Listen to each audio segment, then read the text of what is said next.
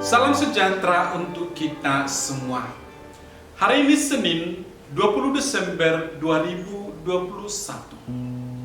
Renungan kita diambil dari Lukas 1 ayat 26 sampai 38. Dalam bulan yang ke-6, Allah menyuruh malaikat Gabriel pergi ke sebuah kota di Galilea bernama Nazaret, kepada seorang perawan yang bertunangan dengan seorang bernama Yusuf dari keluarga Daud. Nama perawan itu Maria. Ketika malaikat itu masuk ke rumah Maria, ia berkata, "Salam, hai engkau yang dikaruniai, Tuhan menyertai engkau." Maria terkejut mendengar perkataan itu, lalu bertanya di dalam hatinya, apakah arti salam itu? Kata malaikat itu kepadanya, "Jangan takut hai Maria, sebab engkau beroleh kasih karunia di hadapan Allah. Sesungguhnya engkau akan mengandung dan akan melahirkan seorang anak laki-laki, dan hendaklah engkau menamai dia Yesus. Ia akan menjadi besar dan akan disebut anak Allah yang Maha Tinggi. Dan Tuhan Allah akan mengaruniakan kepadanya tahta Daud bapa leluhurnya. Dan ia akan menjadi raja atas kaum keturunan Yakub sampai selama-lamanya, dan kerajaannya tidak akan berkesudahan." Kata Maria kepada malaikat itu, "Bagaimana hal itu mungkin terjadi karena aku belum bersuami?" Jawab malaikat itu kepadanya, "Roh Kudus akan turun atasmu, dan kuasa Allah yang Maha Tinggi akan menaungi engkau. Sebab itu, anak yang akan kau lahirkan itu akan disebut kudus, anak Allah. Dan sesungguhnya Elisabet sanakmu itu, ia pun sedang mengandung seorang anak laki-laki pada hari tuanya, dan inilah bulan yang ke-6 bagi dia yang disebut mandul itu. Sebab bagi Allah tidak ada yang mustahil." Kata Maria, "Sesungguhnya aku ini adalah hamba Tuhan, jadilah padaku menurut perkataanmu itu." Lalu malaikat itu meninggalkan dia. Demikianlah sabda Tuhan. Saudara-saudari yang terkasih, dalam masa Advent ini, Lukas mengingatkan hubungan yang diperbaharui antara Allah dan manusia. Allah yang setia ingin memulai lagi dengan sebuah kelahiran. Ungkapan "tidak ada yang akan mustahil bagi Allah" menyatukan kisah kunjungan malaikat kepada Maria di Nazaret ini dengan kisah Sarah, istri Abraham, yang kemudian waktu itu mengandung pada masa tuanya.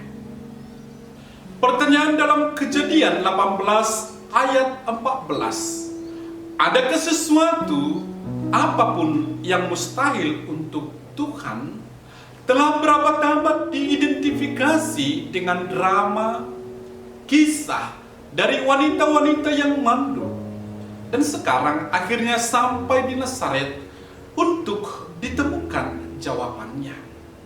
Maria adalah pembawa hidup yang dimaui Allah sesuai dengan kehendaknya, kapan dan bagaimanapun dia mau. Juga biarpun itu di luar dari jalan-jalan yang normal. Bagian paling utama dalam adegan ini adalah dialog antara malaikat dengan Maria yang dibingkai dengan kedatangan dan kepergian malaikat. Dialog terstruktur dari 3 ucapan malaikat dan 3 reaksi Maria. Ada perkembangan dari ucapan malaikat dan juga perkembangan dari reaksi Maria. Bagi saya paling menarik mengamati reaksi Maria. Dimulai dengan keheranan akan arti salam malaikat. Bahkan pada waktu itu ada rasa terkejut. Bertanya dalam hati, apa arti semua salam ini?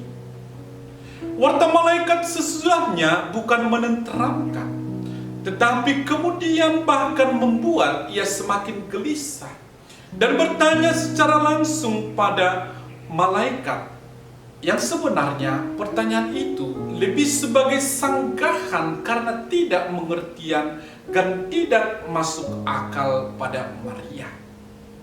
Tetapi kita tahu semua, dengan pergulatan batin yang ada, akhirnya Maria pasrah dan menerima tugas yang diberikan kepadanya. Tentu saja kita mengerti bahwa Maria belum mengerti dengan pasti apa yang ditugaskan kepadanya. Hanya saja yang paling perlu kita perhatikan adalah kelihatan jawaban Maria cukup personal.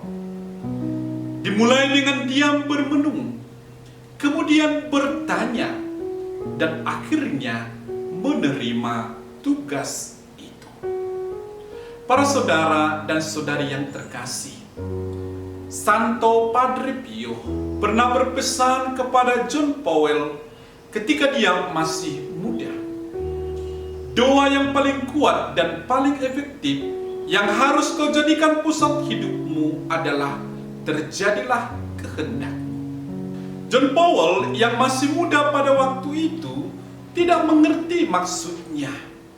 Tetapi ketika ia mencapai setengah bayang, ia semakin melihat bahwa keinginan untuk melaksanakan kehendak Allah merupakan inti dari masalah yang sebenarnya.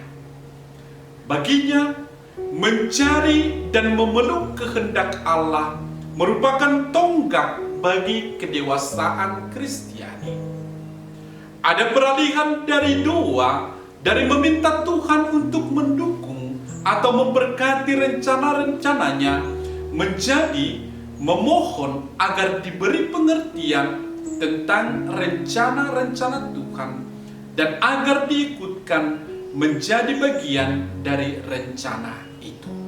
Dalam kehidupan harian, kehendak Tuhan sering digunakan sebagai sarana untuk melemahkan perasaan sakit dan menutup rasa duka cita, semacam obat yang diminum manakala sakit semakin parah.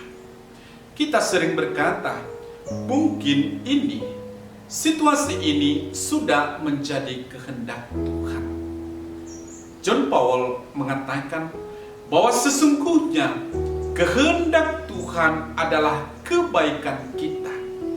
Ia menciptakan manusia, membagikan hidup dan cintanya untuk manusia.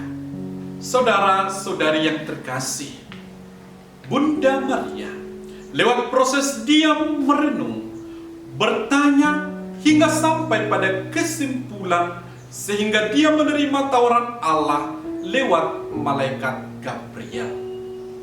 Bagi kita, dalam masa Advent ini, mungkin baik juga bertanya pada diri sendiri. Maria membuat satu komitmen dalam hidupnya dengan ungkapan atau moto, terjadilah padaku menurut perkataanmu. Bagaimana dengan diri kita? Apakah ada moto kita dalam iman kita kepada Tuhan?